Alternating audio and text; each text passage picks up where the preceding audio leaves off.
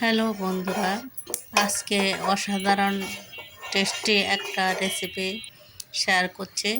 আপনারা কি বুঝতে পারতেছেন আমি কি রান্না করছি?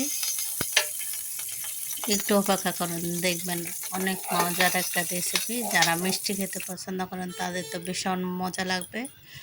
তো এখানে আমি প্রথমে বাদামগুলো ভেজে নিয়েছি। তারপরে ভেজে নেওয়ার পর এখানে ঘি দিয়ে দিলাম, তেজপাতা, গরম মশলা দিয়ে দিলাম, এলাচ, দারচিনি। তারপর দিয়ে দেব কিশমিশ। আপনারা নিশ্চয়ই বুঝতে পারতেছেন আমি কি রান্না করছি। অনেক অনেক মজার একটা রেসিপি। আসলে মাঝে মাঝে এই ধরনের রান্না খেতে ভালো লাগে। দেখেন, বাচ্চারা তো বেশি পছন্দ করে মিষ্টি জাতীয় খাবার। তো কিশমিশগুলো একটু ভেজে নিয়েছি।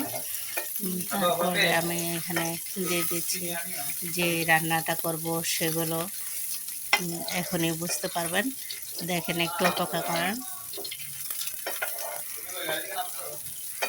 একটু ভেজে নিতে হবে কিশমিশ, বাদাম, এগুলো, দারচিনি, তাই একটু ভেজে নিচ্ছি। এই দিয়ে দিলাম এখন সেমাইগুলো, মানে আমি সেমাই রান্না করছি। তো এবার সেমাইগুলো একটু ভালো করে ভেজে নিতে হবে ঘিয়ের মধ্যে। সবগুলো সেমাই ঘিয়ের মধ্যে ভাজতে হবে, তাহলে একটা টেস্ট হবে, গ্রান আসবে।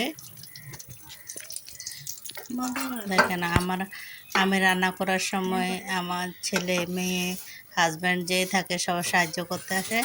এখন আমার ছেলে সাহায্য করতে চলে আসছে, বলছে আমি নাড়াই, তুমি দাও কোনটা দিবে। তো এরপরে ভাজার পরে আমি দিয়ে দিলাম দুধ।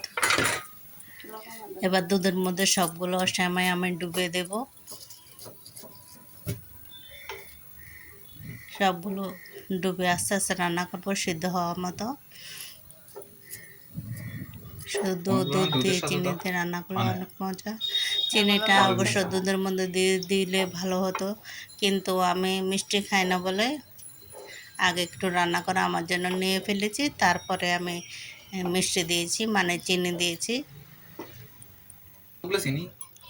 এবার চিনি দিয়ে দিলাম। চিনিটা অবশ্য আপনারা আগে দিবেন, দুধের সাথে দিলেও ভালো মিশতে সুবিধা হয়।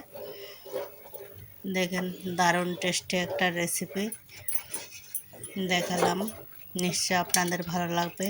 আপনারাও নিশ্চয়ই এইভাবে রান্না করেন। কে কীভাবে রান্না করেন জানাবেন, কেমন হয়েছে বলবেন আমার ভিডিওটা। সবাই লাইক, কমেন্টস এবং শেয়ার করবেন। সবাইকে অনেক ধন্যবাদ বন্ধুরা।